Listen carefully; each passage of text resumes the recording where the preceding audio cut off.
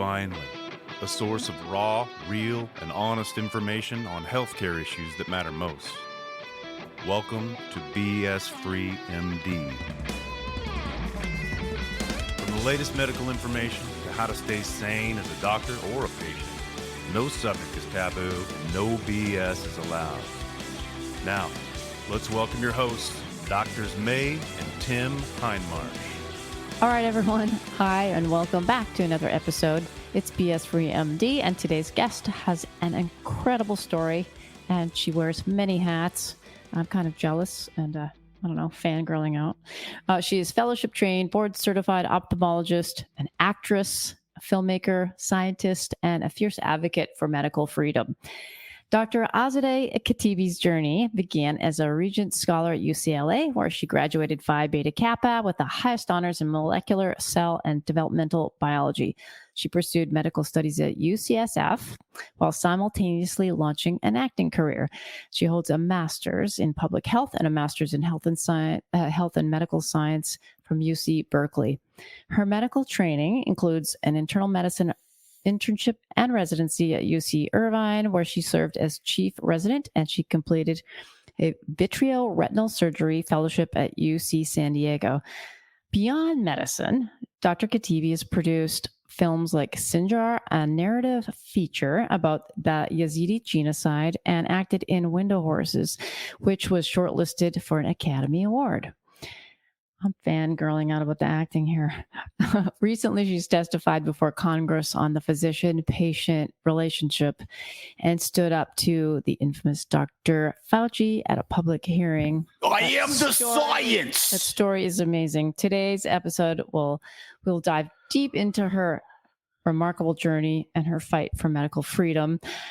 We were so excited to meet her when we were out at the Malibu Microbiome Conference in California. So, hi, Azadeh, Dr. Khatibi, welcome to our show. BS Street or BS Free MD, Tim May, so excited to see you guys. Well, we have a little bit of snags to get things going, and now, yay, the ball's rolling, and we're so happy to get this recording done. So it's so good to see you coast to coast. I'm really excited for this talk. Thank you so much for having me, and I hope that this serves your audience and as a source of inspiration, information, and a little bit of fun to their day. Absolutely. Yeah, that's what we're all 100%. About, for sure. So let's start by just doing a quick lowdown on share your little journey at UCLA to, balancing med school and acting and producing at the same time. What was that all about? Well, I've always been kind of right brain and left brain, very creative, smart girl growing up. And at the end of the day, I was at UCLA and I had to decide, what do I want to do with my life? And I decided between being an actor or becoming a doctor. And for me, I was very, very idealistic back then. I'm not quite so idealistic anymore. A lot of pragmatism and realism has come into my life. And so I ultimately at that time decided I need to go to work every day and make a difference in someone's life. I needed a guarantee of that. And that was no guarantee if you went into acting that you would have that. So I chose medicine, and I love the healing arts. And now I also see, of course, that creativity and acting and storytelling is also very healing. So in a way, my life is I thought I was diverging, but now I actually see, and especially if you study history and Greek history, you see the healing arts and the acting arts are actually one and the same, very interrelated. Well, I think that I've had this thing percolating in my head for the last several weeks, which is kind of we have this problem in allopathic medicine that I think we've built it on a foundation that's not correct. The fundamental premises is, humans are broken and they need to be fixed. We'll take technologies, we'll take medications, we'll take surgeries, and we'll fix them. It's not what human beings need at all. We're biological systems. We're not cars. We don't need to be fixed. We need to be healed, which is entirely different, which means, yes, you might need a medication, you might need a surgery, but you need somebody to engage your soul and your spirit and all of the other aspects so you can be healed and not just fixed. And I think, if you look at what we've rendered over the last 150 years of of Western medicine, it's not good. Yeah, it's taken us into a trajectory where we've actually become even more disconnected from ourselves. We're turned into systems, individual systems that then are treated individual symptoms instead of looking at things holistically and looking at the system as the body as a whole, and then the body in its environment as well, interacting with that environment, and then actually seeing that it's actually all one. We've lost that. Instead, it's like this very scientific reductionist viewpoint of health, which is really detrimental. For a long time, even the emotions were ignored. And now, I see so much of health is really, really being related to emotional health. So hopefully the pendulum's going to swing the other way and we're going to get back to something centered. Tell us a little bit about your background in your public health and your master's in public health, and how you've been using that lately. So I went to med school, and I at that time was also doing acting, and I had a baby. So of course I had to add one more thing to my list. So I was like, I'm here at UC Berkeley. It was a program between UC Berkeley, UCSF. It only accepted 12 people a year at that time. And I said, I'm here, and there's this amazing top 10 public health school. And I, at that point, had felt a little bit limited by just studying how to change health on an individual basis. And I wanted to learn, what are the big factors that are affecting population health on a population level. And so I availed myself of this wonderful resource at the UC Berkeley School of Public Health and got my public health degree, so I could see things and understand things in a kind of more of a macro level. And that's been really helpful to me, especially since COVID, where I looked at how things were being treated in terms of restrictions, regulations, treatments on people that really weren't following the public health principles that I had learned at UC Berkeley. Respect for individuals, autonomy for their health and for their decision making, looking at trying to do governance and on a local level, not just doing a top-down approach. These were basic things that we were taught, and it was really frightening how it was all forgotten when the pandemic came. What's the definition of a pandemic even was something that we would looked at. And so I'm so glad I got that education so that I could see how things were being how individuals and then the system was being so treated wrong with so many of the policies. Yeah, so let's go down that train here with what happened and get into what happened. So during that time, the dark ages, obviously you started to see that you had that background training, and I know you took a stand, a very strong public stand for medical freedom, and have sued the state of California. So talk about that. What inspired you to do that, and what led up to that? So to me, when COVID first happened, I was still trying to figure things out, and I was kind of separate. I wasn't on social media as much, so I was trying to figure things out on my own, and it just wasn't making sense. And I thought, well, there must be something wrong with me initially. I was maybe I'm just not getting it. I'm looking at this study and I'm looking at this other study and I'm putting things together. But then if this is what the science is showing, why are we going and doing lockdowns? Why aren't we looking at helping vulnerable populations? Why aren't we looking at the downstream negative consequences of lockdowns and masking on children and the economy and the lack of healthcare for other health problems, such as cancers and cancer screening, and it just didn't make sense. And so at first I was like, well, maybe there's something with me and my thinking, and so I was just kind of reeling in that.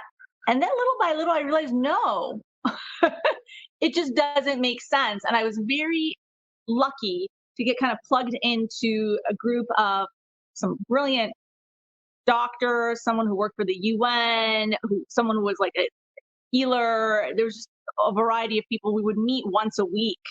And I started exploring these questions with them. And I also, my eyes were opened to how the media was manipulating data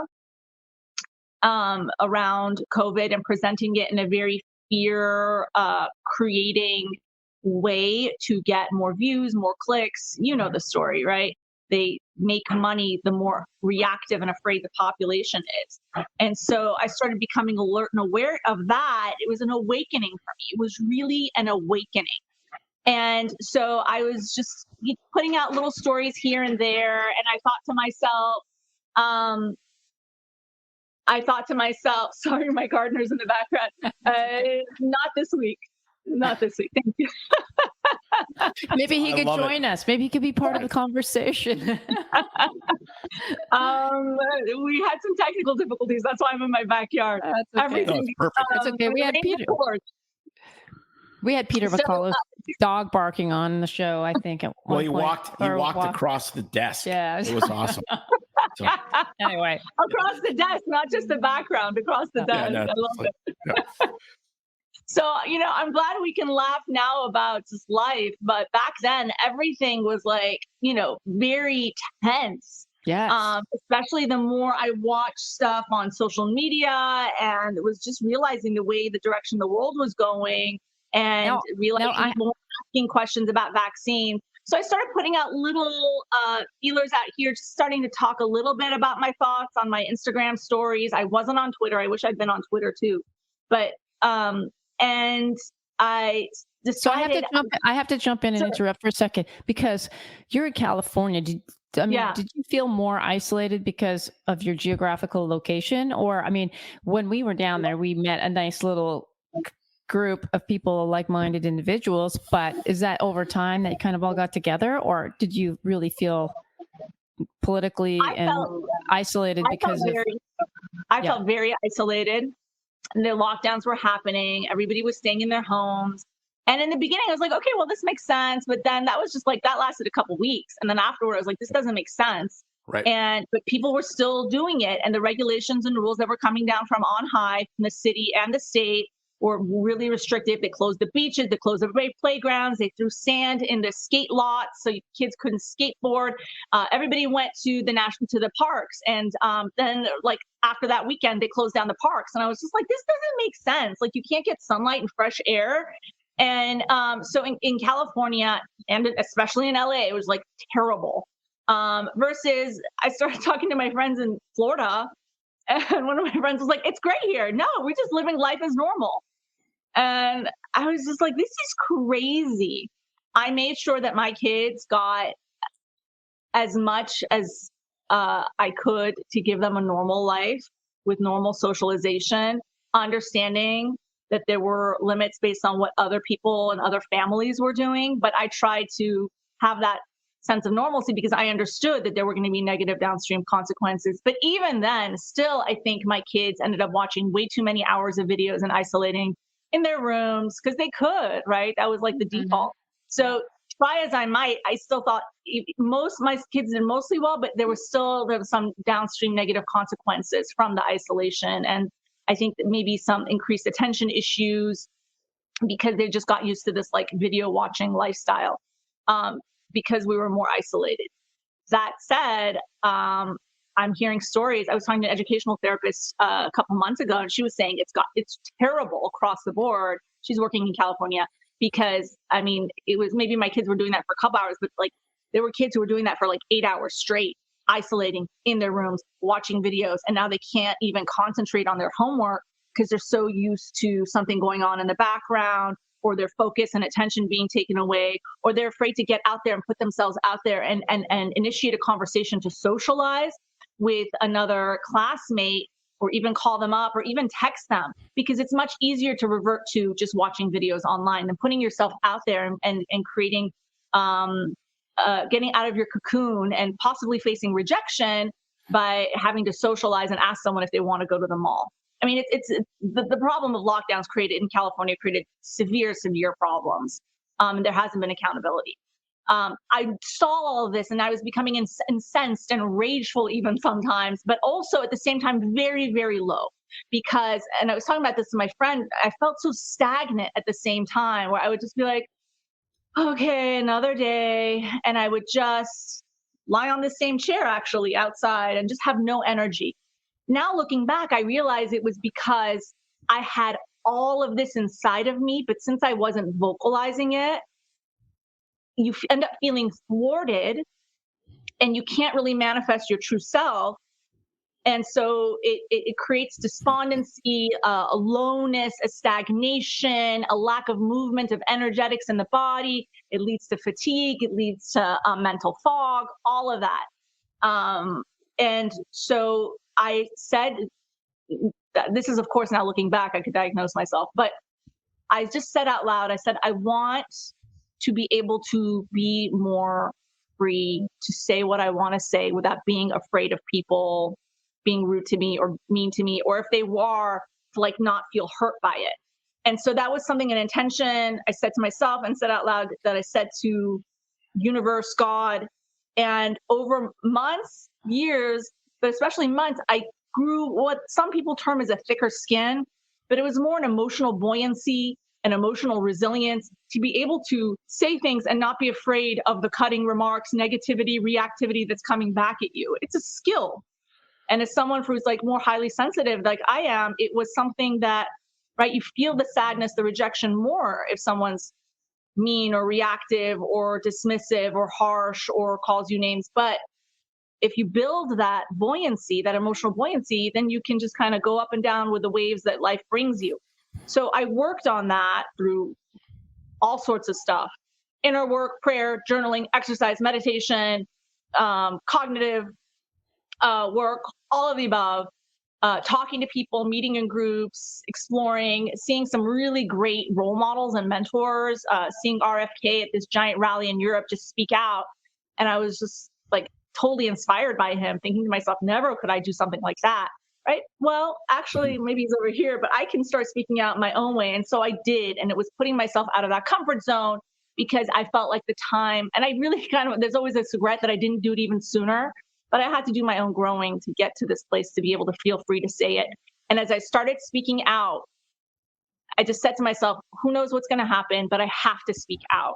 I have to speak out against masking of children, masking of adults that are vulnerable, the lack of data when it doesn't make sense to mask, the concern about the vaccines not being looked at carefully enough, and the questions on the advisory committee not asking the hard questions about what kind of studies need to be done and haven't been done from Pfizer when they were doing the approvals for the vaccine. You know, I just started speaking out about this stuff, and the more I did, the more people listened, which was great, and the better I felt, the more energized I felt. Even if it wasn't anybody giving me any comments back, because I got some great comments, but I also got a lot of negativity.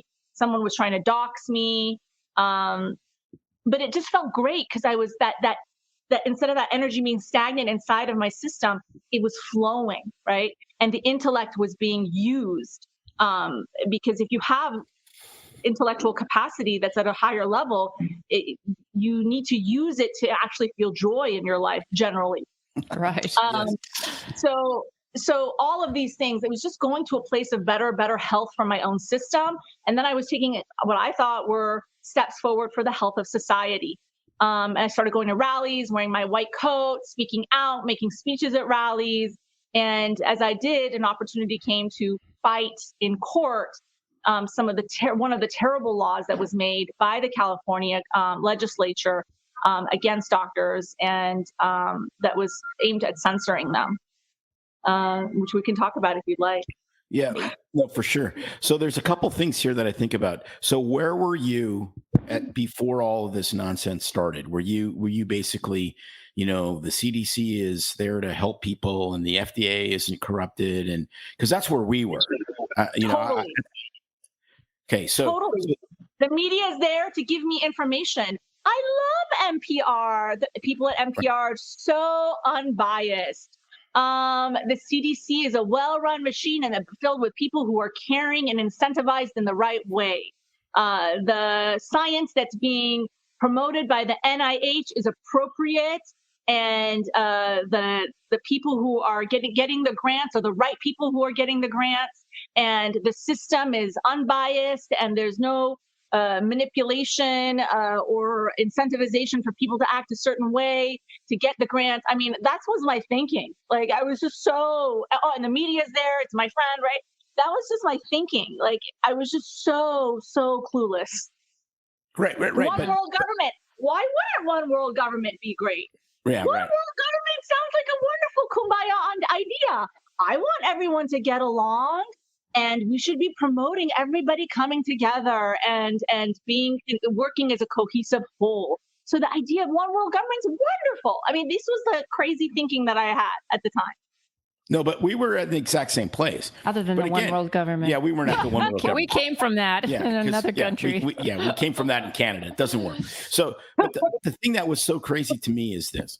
So we're just two dopey country doctors, you know, and we started doing live streams in March of 2020, and I just started doing a bunch of reading because it's none of this stuff is that difficult to understand.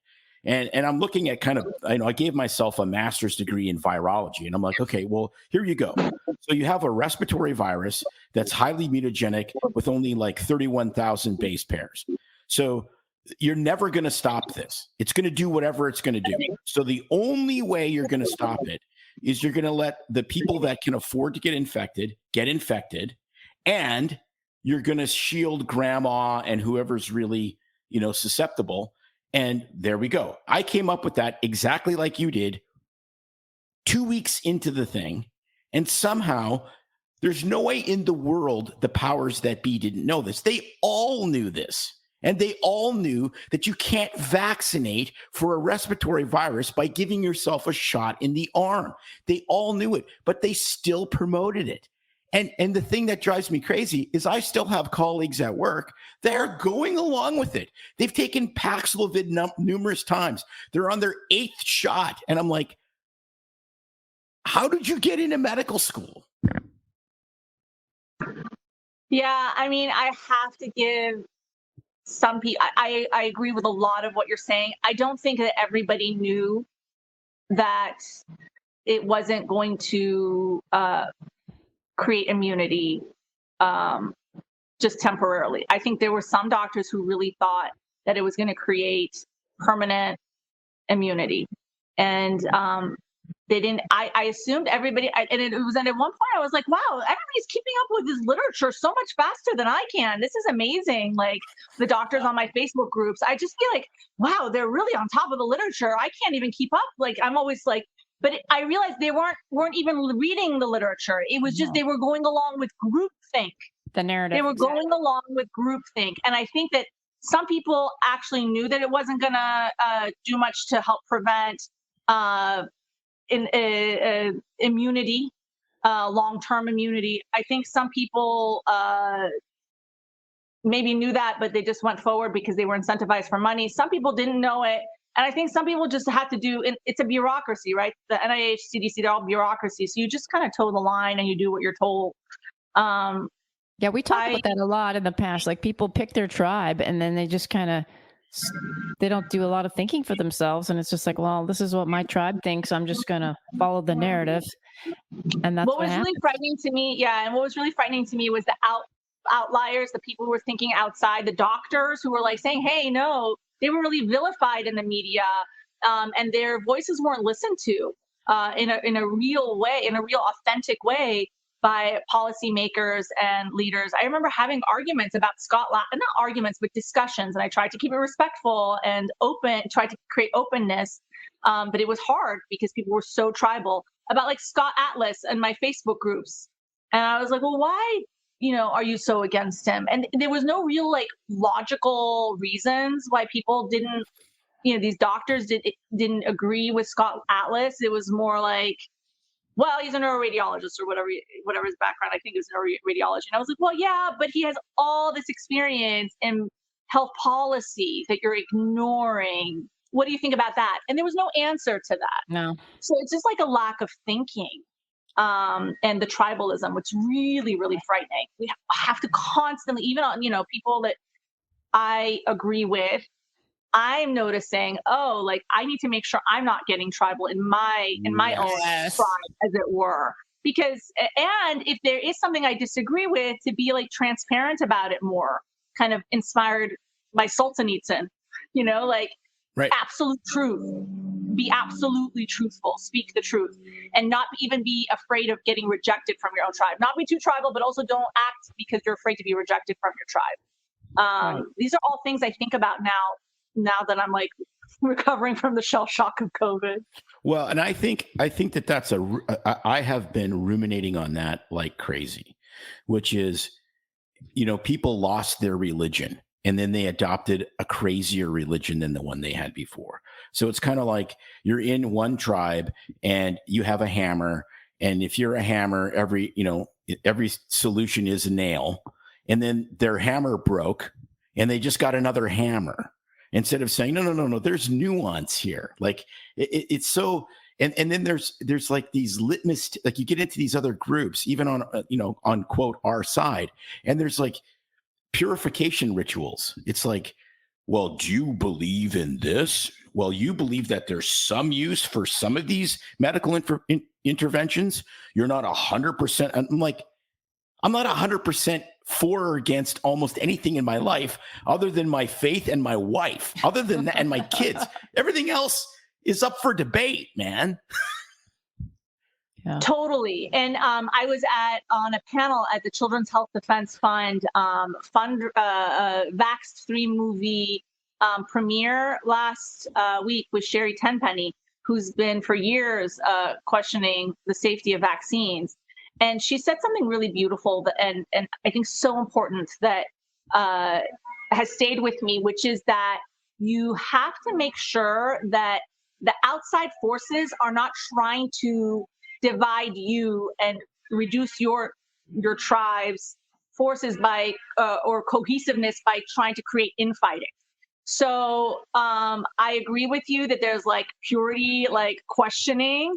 And at the same time, we have to make sure that it's not being fed or fomented by outside forces who want to divide us and make our side, our tribe, weaker. So there's a lot of discernment that goes into understanding like where you are in your place in this social group that you are a part of and you're trying to create, and how to get along with people.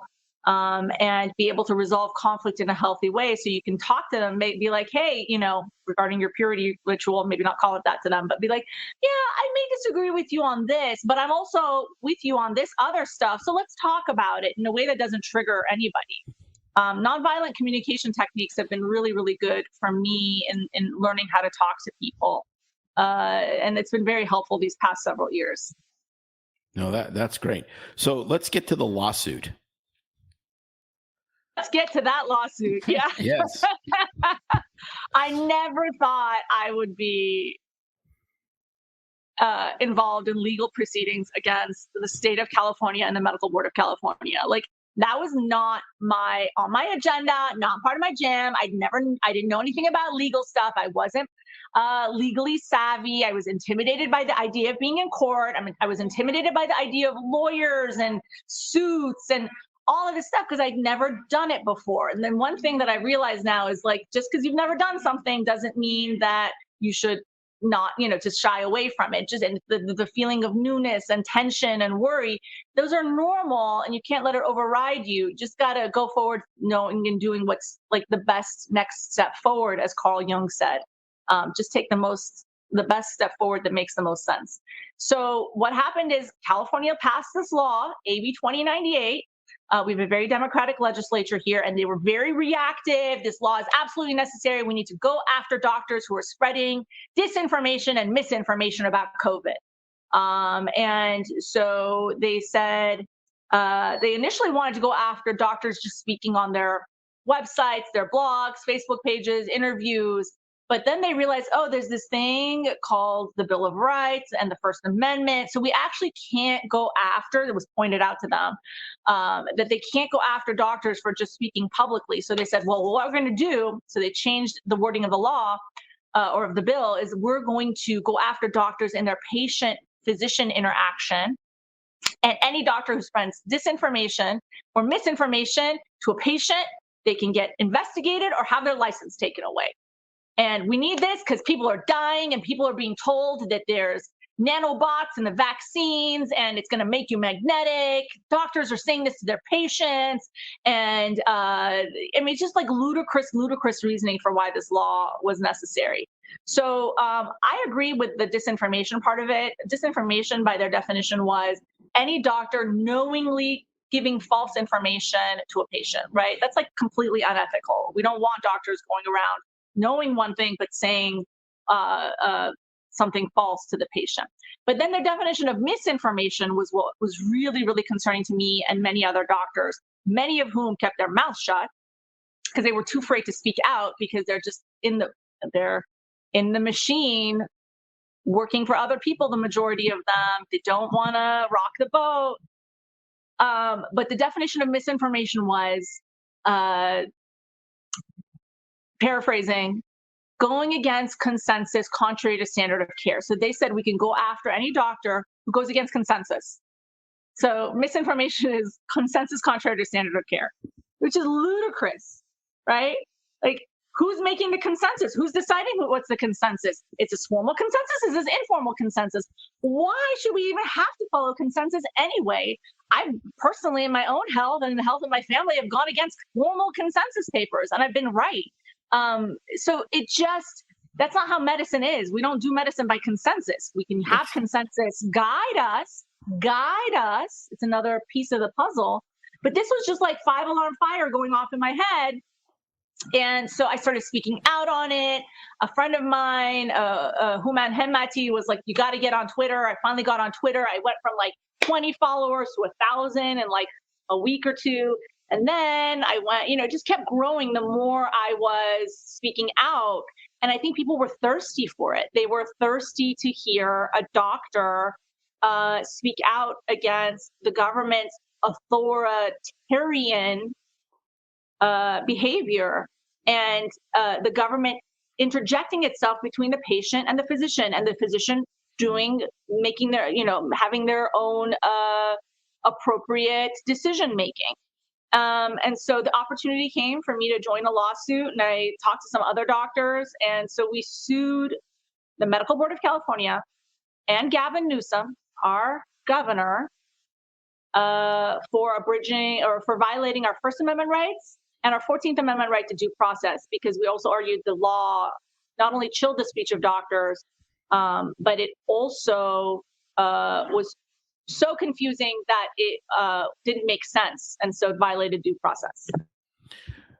So it went away, didn't it? Didn't they eventually they just said, we give up, we're going to get killed in the courts. And it's just, the chilling of speech is crazy. Doctors are scared crapless about almost everything anyways. I don't want to do this, I'm going to get sued, blah, blah, blah. And so fear, especially for physicians, is an amazingly, elegant and useful weapon. And so what ended up happening, I can't remember. Well, what ended up happening is we sued, and there were several groups. And I've learned since then that it's actually good to have multiple groups. When the law is unfair, it's good to have multiple groups. You at least have one lawsuit, but ideally like 2 or 3, because they can make different arguments. They appear sometimes before different judges. So it's nice to have that. Our lawsuit went before a judge who was a Republican appointee by George Bush Sr., older gentleman, very astute, very sharp, and had done his homework, and was on the side of logic and reason. And he came and he told the DA, the deputy district attorney who was arguing the case, this law doesn't make sense. It's nonsense. He used the word nonsense in court. He's like, the grammar of the law doesn't make sense, right? Like, they don't. I was just like, another thing I've realized in COVID is, like, I used to think our lawmakers were like smart people. I realize they're not. And my understanding is like the IQ of most politicians is like above average, but it's not average, but it's just like a little bit above average. So the really, really smart people, I'm not saying everybody, there's some really great smart people, but just in terms of trends, it's an interesting thing to notice and think about when you think about the consequences of it. So they're looking at this law, they're looking at the language of the law, and they didn't realize that it wasn't correct grammar. And so just by that, I think the judge also saw that there were First Amendment violations, but he's like, just by that alone, the 14th Amendment, confusing language, this law is I'm probably gonna judge against it, rule against it. So he granted us a preliminary injunction, which is very, very hard to get. And so another case at the same time for the same law had gone to the appeals court, where the doctors initially lost, they were appealing, and in the appellate court, where they appeared before three judges, the three judges were just like skewering the government's lawyer and be like, this doesn't make sense. Da, da, da, da. So I think then somebody, and my friend, Governor Gavin Newsom, went up to him later and took credit for repealing the law. He went up to him and he's like, it was my idea to repeal it. Never should have passed in the first place. And I'm like, why did you sign it, dude? Like, if you're so like proud that it never should have, that it was overturned, never should have passed. You're the one who put your signature on it. You put your John Hancock on it, and you didn't ever come out and say I was wrong. But I think he realized maybe he never thought he was wrong. Maybe I just made him look bad in the court of public opinion, and so then he wanted to go back on it. The author of the law, Evan Lowe. Assemblyman Evan Lowe came out later and he's like, we have other, I'm paraphrasing here, we have other ways of going after doctors, and so we don't really need this law. The man who had argued that this law was absolutely necessary when the law is getting repealed said, oh, it's actually not necessary. So this is like the crazy thinking. This is like the weird, it's almost dystopian in that the person who right. so argued for censorship is now backtracking without taking accountability, and they wanted to censor people. Like the original law, their intent was to censor doctors. So this consciousness in the legislature is still there. It never got processed out of them. Right.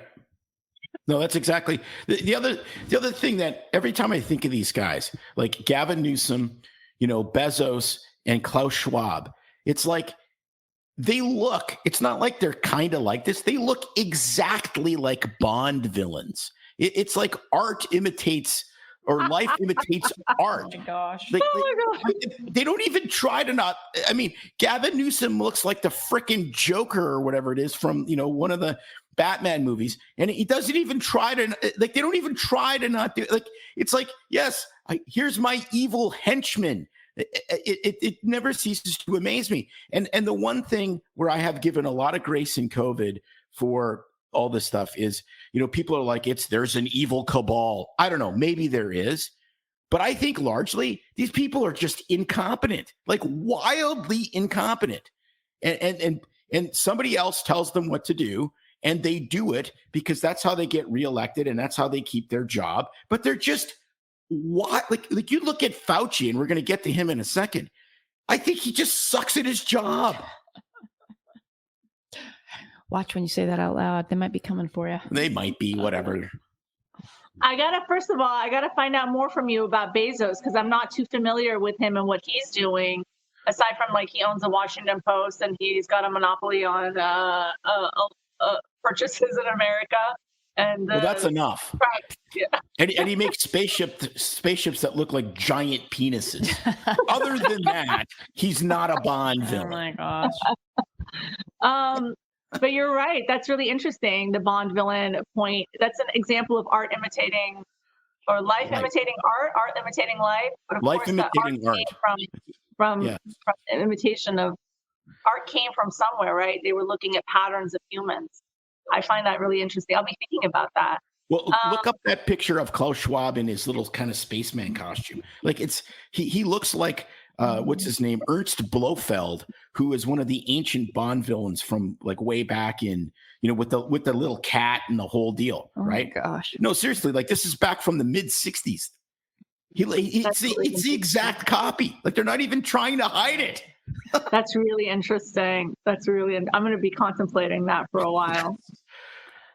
Oh, so man.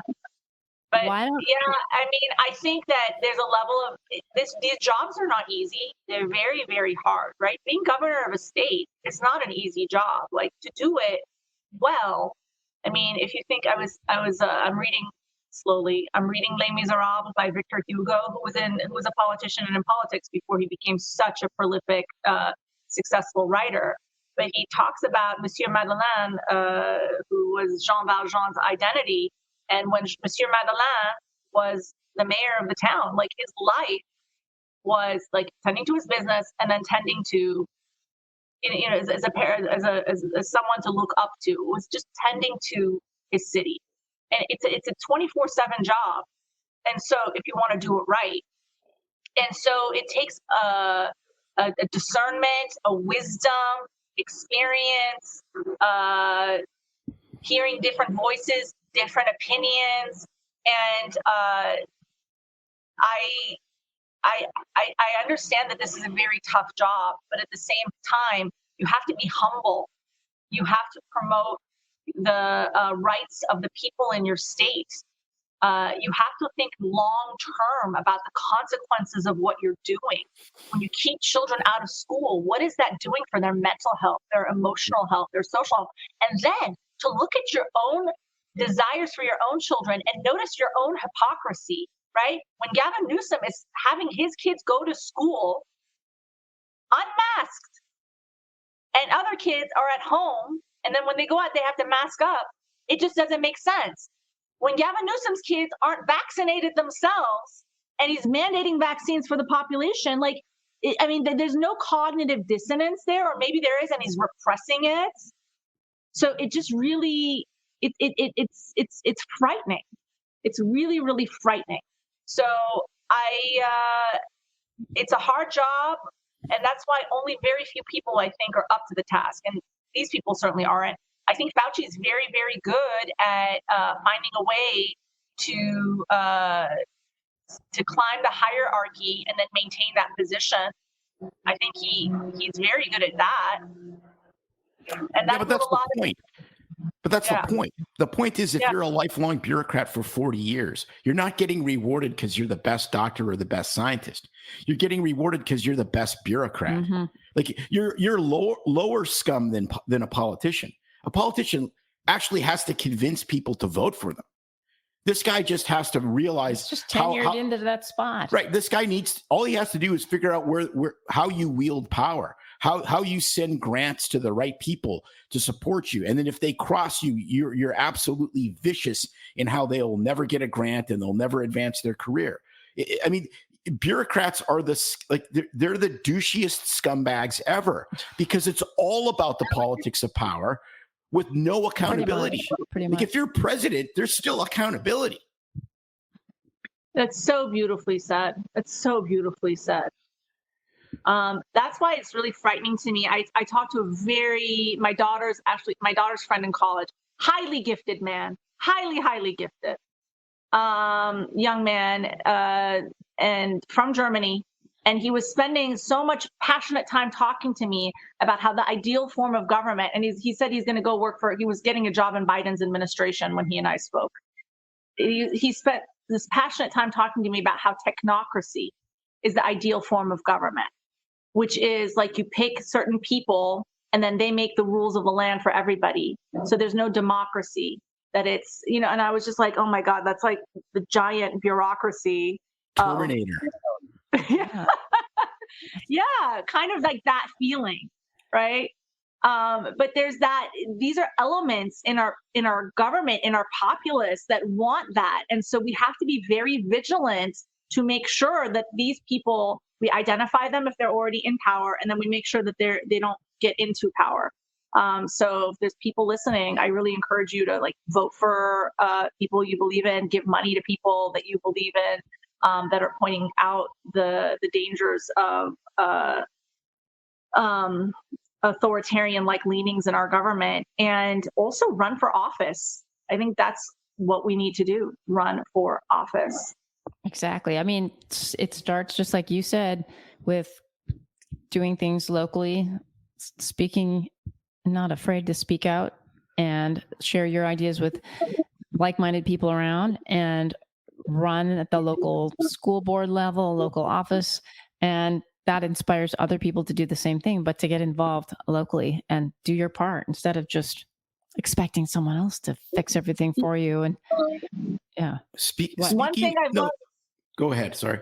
One thing I've learned is, though, as at least it's what I've seen for myself and my journey these past several years, as you act in your circle of control, working on yourself and things in your control, whether it's your health, your family, relationships, or things that you believe in advocacy-wise, your circle of control is going to grow, and your circle of influence is going to grow, and you're going to learn lessons. So taking that action step forward, I think, is so imperative. And if we all did that, then like our circles would like start coalescing together, and then we would have like a much healthier form of unity than that one world government that was BS. That was I was like thinking about and dreaming about. So let's talk about your experience testifying or standing up to Fauci. How did you share that story with our listeners on how you ended up confronting Fauci face to face? I am the science. Yeah. Yeah, I mean, talk about somebody going on air and saying, "I am the science." Like, right? That's like, what is it? The word megalomaniacal? Like, that's crazy. That's crazy. That's the lack of humility, the lack of awareness, that I was talking about. Like, that's a bobblehead kind of ego, right? Yeah, totally. He loved it. He loved being on Colbert. He loved getting the attention. I am the science. How I came on to testify before Congress is going back to exactly what I was talking about. As you speak out, as you advocate, your circle of influence and your circle of control over your own life increases. And so I was invited by the select subcommittee on the COVID to testify after they saw my work advocating for free speech for doctors in California. So I appeared last fall before the subcommittee, and I talked to them about what was happening in California and how the federal government's actions had downstream consequences on for example, our California government. It buoyed them up to make those terrible laws that they tried to pass, or they did pass in some instances, that would mandate vaccination for children or would censor the speech of doctors. And the federal government themselves, I pointed out, was doing things like censoring, and they would pressure people through social media companies, or they would pressure social media companies to silence certain people that they didn't like. Or they would, instead of pressuring the social media companies, they would work together with collusion to do so. They did this in the NIH, the CDC, the Surgeon General's office, which is why, even though Vivek Murthy, the Surgeon General, looks like such a nice guy, I always remember, and he's all about like promoting social cohesion, and he wrote a book on loneliness. Ironically, he wrote a book on the problems of loneliness before the pandemic, when then he promoted rules and regulations that promoted loneliness. Doesn't make sense. But anyway, when I see him, I know, he's awesome. That's like Hugh Hefner's book on monogamy. He didn't write a book on monogamy, did he? No. Sarcasm is my love language. I love it, right? It's unbelievable, right? But it's truth is stranger than fiction. So the government did this. The federal government did this. So I pointed this out and how it had downstream consequences. And I also talked about how the word consensus is something that was taken, and I'm trying to investigate how this word consensus came to be such like a key phrase that everybody started following and trying to promote, and how we got away from this idea of like independent thought and independent thinking in medicine, and how the people who are at the frontiers are always, outside of consensus. Always. That's how you make advancement.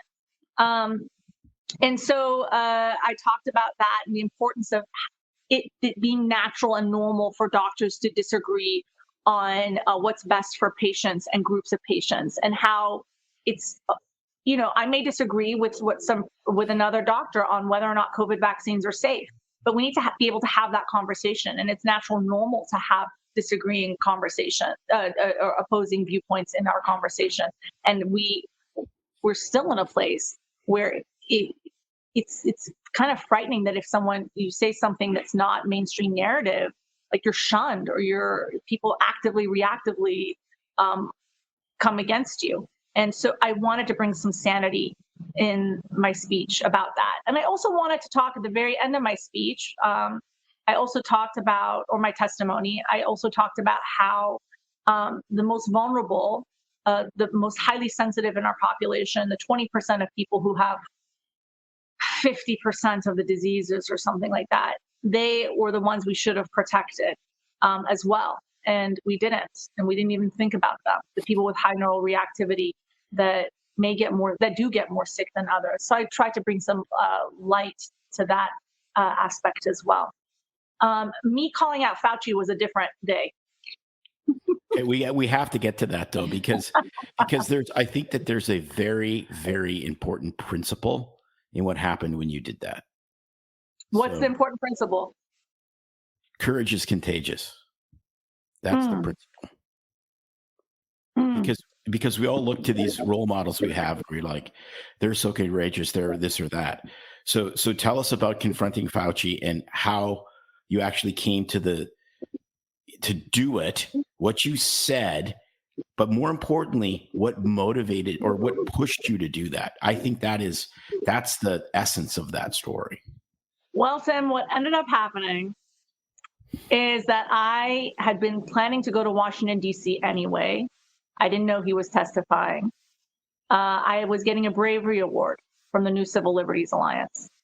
And I was going to go, I'm working on a documentary about free speech in medicine and the shadows of totalitarianism in medicine.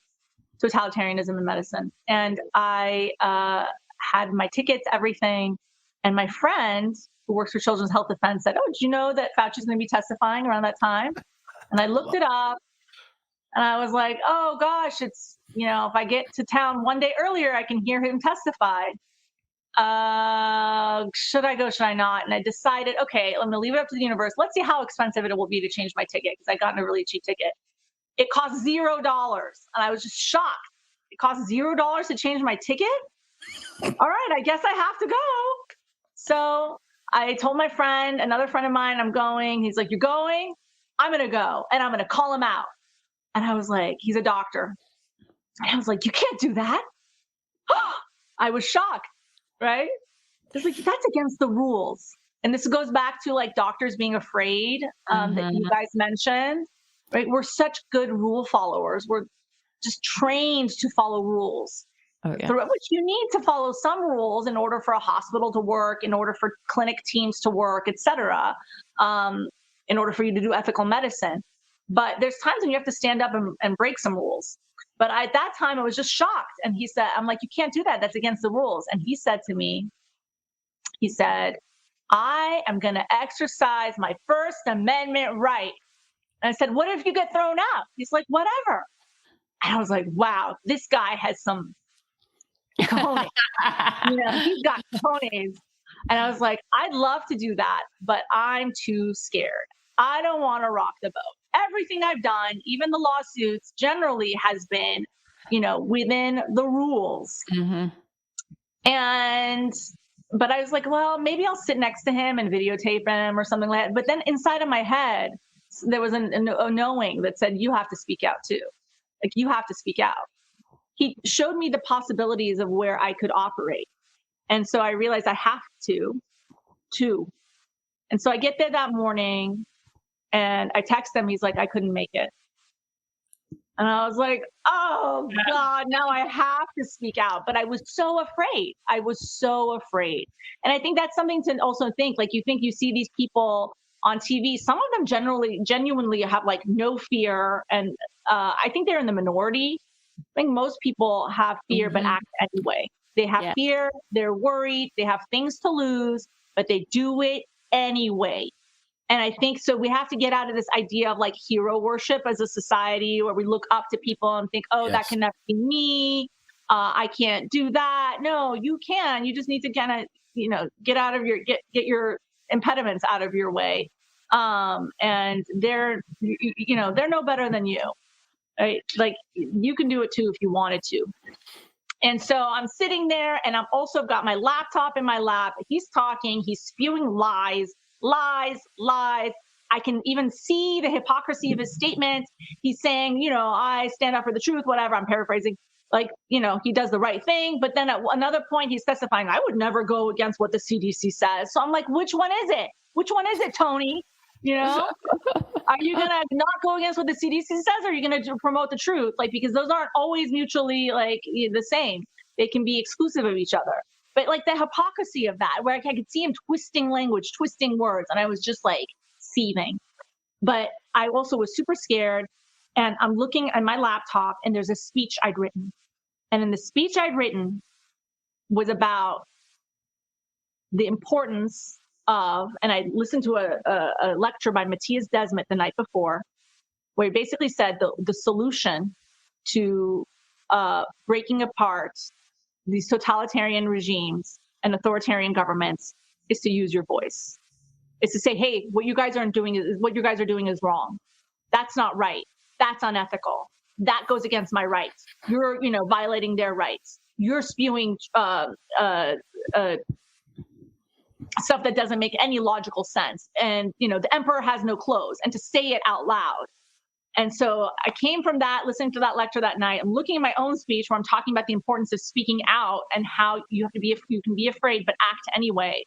And I'm like, well, this is going back to like true leadership and like not being a hypocrite. I'm like, I can't say one thing and do another.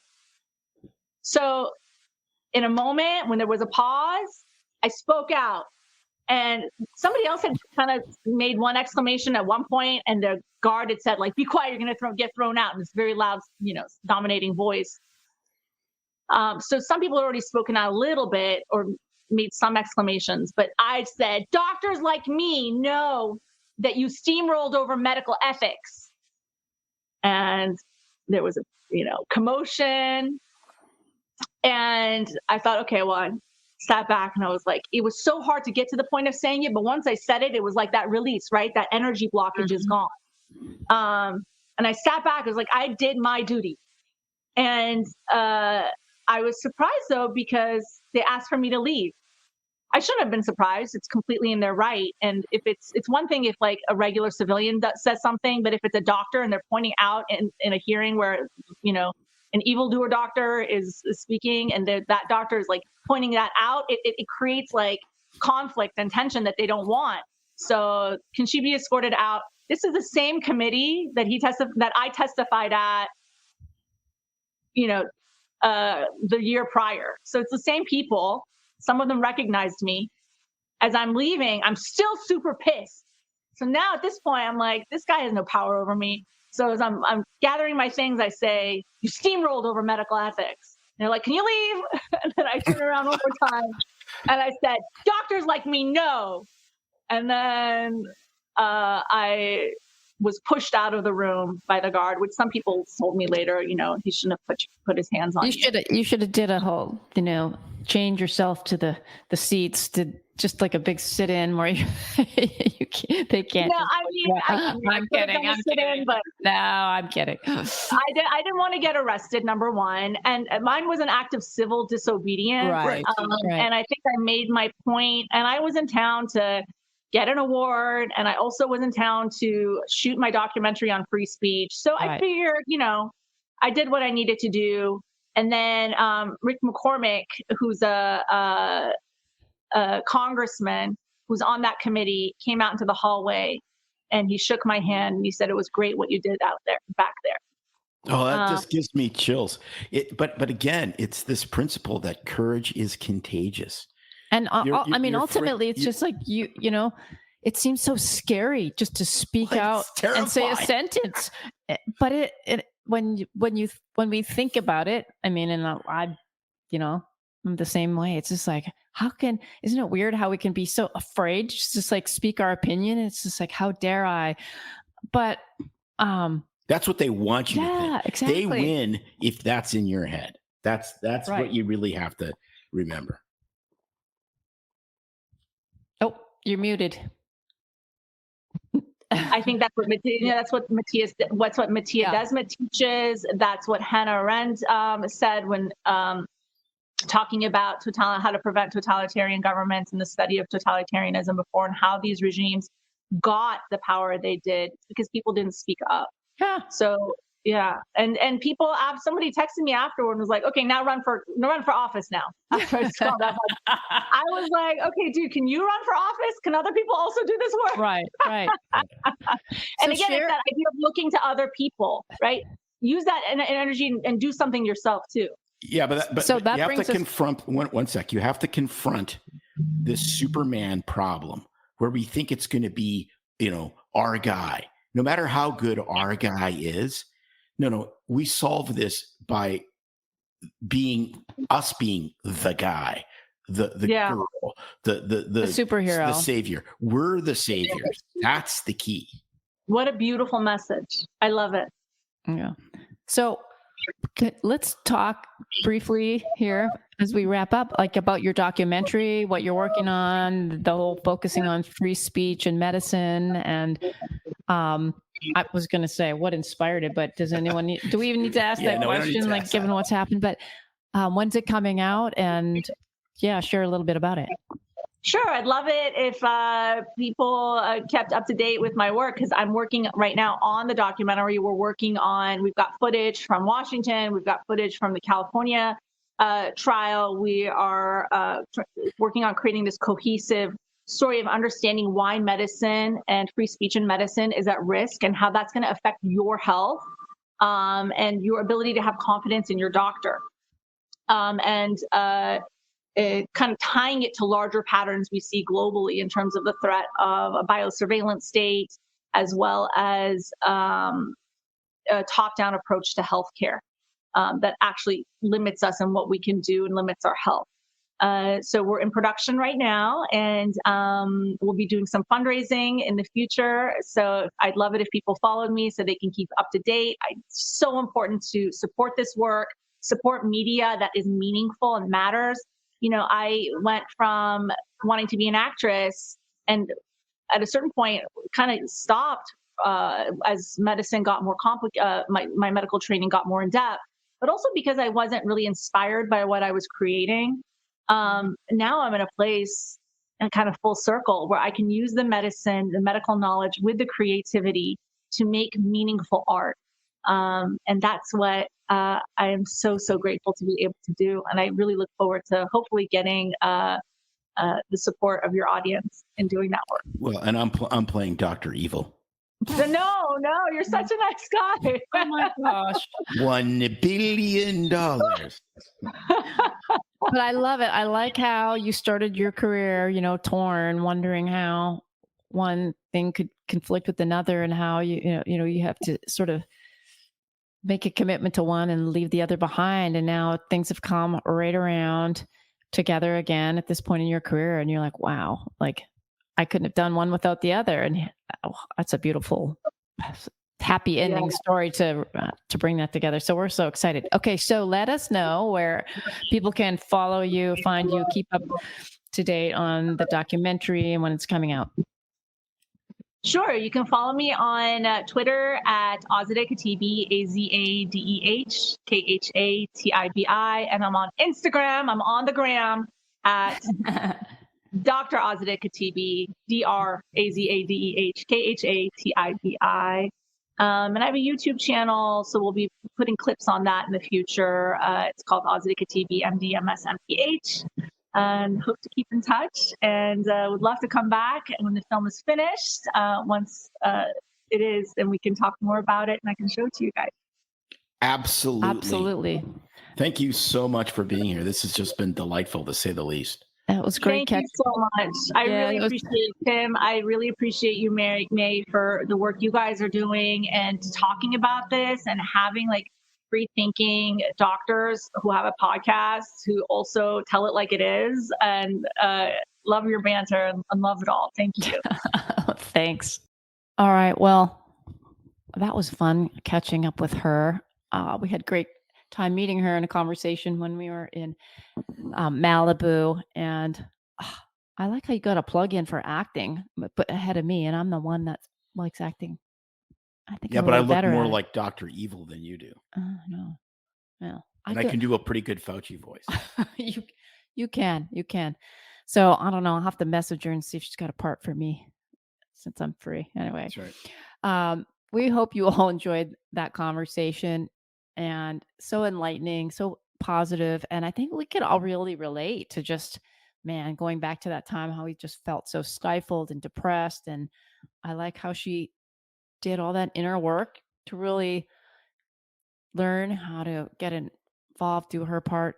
That's what I've been doing this year for myself. It's been a growing experience, but it's so worth it. And we're so proud of her. So to keep up with Dr. Khatibi's work, you can follow her, like she said, on Twitter at Azadeh Khatibi. We are going to spell that out for you in the show notes, on Instagram, or check out her YouTube channel for updates on her upcoming documentary. And this week's community shout out goes to the one and only Dale Nygaard. Dale, you've been keeping up with all our craziness on social, and we just want to take a moment and recognize and appreciate you. Yes, May showed her ring because I bought my engagement ring from a jewelry store that Dale owned 2 billion years ago. That's about how long. Anyways. So keep it all, BS free. Please rate and comment on all of the, many downloadable places that you hear us. Yes, please rate, review us. And we really, really appreciate the support from you. Until next time, thanks for tuning in to BS Free MD. It's no secret that medicine is a bit uptight. That's why Tim and I created BS Free MD, to mix things up a little and have fun in the process. Besides, we are having these exact same discussions all the time, so we thought we might as well invite everyone to the party. If you really like us, you can get plenty more and maybe see one of Tim's cool tattoos on our Instagram or Facebook pages at BS Free MD. See you next time.